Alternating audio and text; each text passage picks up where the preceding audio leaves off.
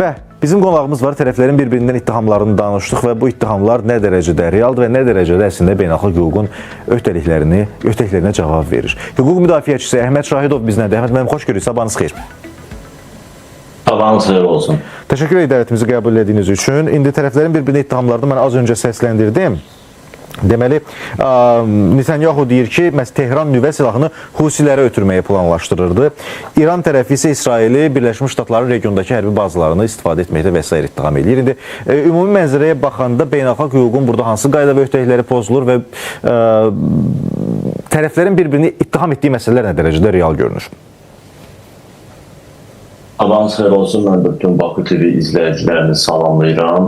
Təbii ki, son günlər İran və İsrail arasında yaşananlar bütün dünyanı narahat edir və beynəlxalq hüquq prizmasından yanaşsa, təbii ki, bu barədə beynəlxalq hüquq xüsusən də BMT-nin nizamnaməsində açıq aydın yazılıb. Xüsusən də BMT nizamnaməsinin ikinci maddəsinin 4-cü bəndində bildirilir ki, dövlətlər beynəlxalq münasibətlərdə, bir-biri ilə münasibətlərdə güc tətbiqindən qaçılmalıdır. Heç bir halda hərbi güc tətbiq edilməməlidir. Amma burada da təbii ki, istisnalar var.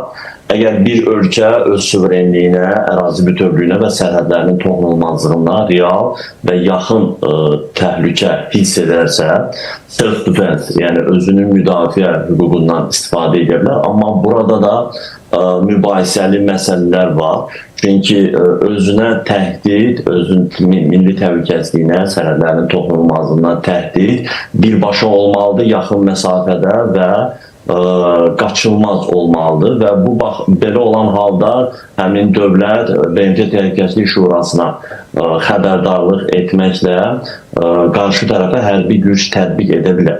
Və digər tərəfdən preventive war, yəni qabaqlayıcı addım kimi hücum əməliyyatını seçmək, bu ümumiyyətlə belə deyə indiyə qədər 1950-ci ildə Koreya müharibəsində, 1990-cı ildə Körfəz müharibəsində tətbiq olunub. Bu da çox mübahisəli məsələdir və konkret olaraq İsrail-İran müharibəsində İsrailin 2000 kilometrdən artıq məsafədə yerləşən İrana hücumu təbii ki, əvvəlcədən planlaşdırılmış, planlı şəkildə həyata keçirilmiş bir hücum idi ki, bu beynəlxalq hüququn pozulmasıdır.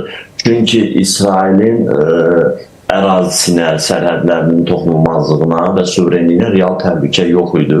Təbii ki, hələ 1979-cu ildən İranda İslam inqilabı başladıktan sonra belə deyək, Molla rejiminin əsas ideologiyasından biri yaxın şərqdə İsrail adlı dövlətin mövcud olmaması və İsrailin yer üzündən silinməsi ideologiyası idi. Amma bu BMT nizamnaməsində göstərilən o şərtlərə uyğun gəlmir ki, İsrail bir gecə qəfil İran ərazisinə hücum etsin və İsrail rəhbərliyi baş nazir Netanyahu bildirir ki, İran artıq uranın zənginləşdirilməsini 60%-dən artıq bir səviyyəyə gətirib çatdırıb və nüvə silahı əldə edəcəksə ilk növbədə İsrailə qarşı bunu tətbiq edəcəkdir. Amma bu, az öncə dediyim kimi, BMT nizamnaməsində göstərilmiş birbaşa və geri addım atmağa yolu olmayan bir real təhlükə sayılmır və digər tərəfdən elə BMT nizamnaməsində də bildirilir ki, əgər diplomatik yolla, danışıqlar yolu ilə bu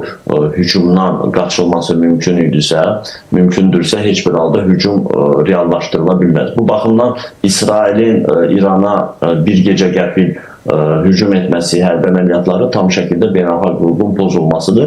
Amma ümumiyyətlə, faktiki olaraq dünyada beynəlxalq hüquq, BMT-nin nizamnaməsi, BMT Təhlükəsizlik Şurasının qərarlarının legitimliyi və ya qəbul edilməsi mübahisəli məsələdir. Elə Azərbaycan olaraq biz son 30 ildə BMT Təhlükəsizlik Şurasının 4 qətnaməsinin sadəcə kağız üzərində qaldığını gördük. Elə yaxın şərq məsələsində, Fələstin məsələsində BMT Təhlükəsizlik Şurasının İsrailin hərbi əməliyyatlarına qarşı onlarla qətnaməsi var ki, heç biri real tətbiq olunmur. Bu baxımdan artıq dünyada BMT nizamnaməsi, beynəlxalq qanunların tətbiqi ilə bağlı heç bir real bir mexanizm yoxdur. Bu baxımdan İsrailin özünü müdafiə adı ilə İrana hücum etməsi və İranın da buna preventiv olaraq, belə deyək, cavab olaraq adekvat addımlar atması artıq bir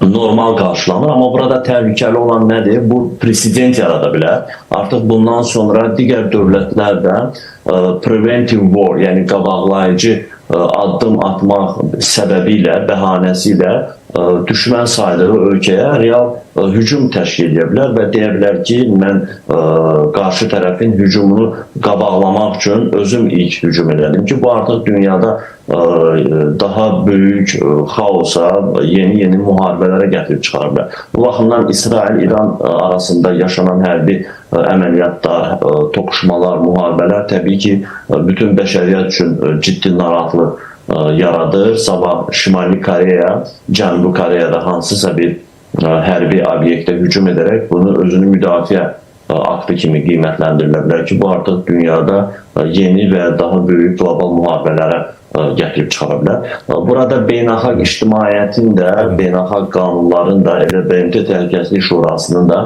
heç bir rolu olmadığını sadəcə tərəflərə çağırış edərək dialoqa səsləməsi bir daha göstərir ki, artıq dünyada beynəlxalq hüquq deyə bir şey qalmayıb və Türkiyə Prezidenti Rəcəb Tayyip Erdoğan da BMT Təhlükəsizlik Şurası ilə bağlı dəfələrlə çağırış edib ki, dünyada 2 milyarda yaxın müsəlmanın yaşadığı bir dünyanı idarə edən mexanizmdə, yəni BMT Təhlükəsizlik Şurasında bir müsəlman ölkənin, bir müsəlman dövlətin Təhlükəsizlik Şurasının daimi üzvü olmaması dünyanı idarə etmədə nə qədər ədalətsiz bir yanaşma olduğunu göstərir. Düşünürəm ki, BMT Təhlükəsizlik Şurası ümumiyyətlə yenidən formalaşdırmalıdır. Orada müsəlman ölkələr, ən azı bir ölkə olmalıdır, ya Türkiyə, ya Pakistan ki, bu kimi hadisələrdə müsəlman dünyasının təhlükəsini qorumaq üçün heç olmasa söz sahibi olsun. Əks halda təbii ki,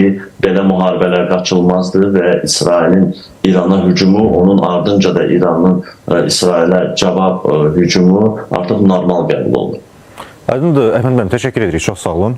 Vaxt ayırırsam da ətraflı izah elədiniz bizə beynəlxalq hüquq müstəvisində baxmış olduq hadisəyə. Biz də buraxılışımıza qaldığımız yerdən davam edəcəyik, İslam Şaçılar.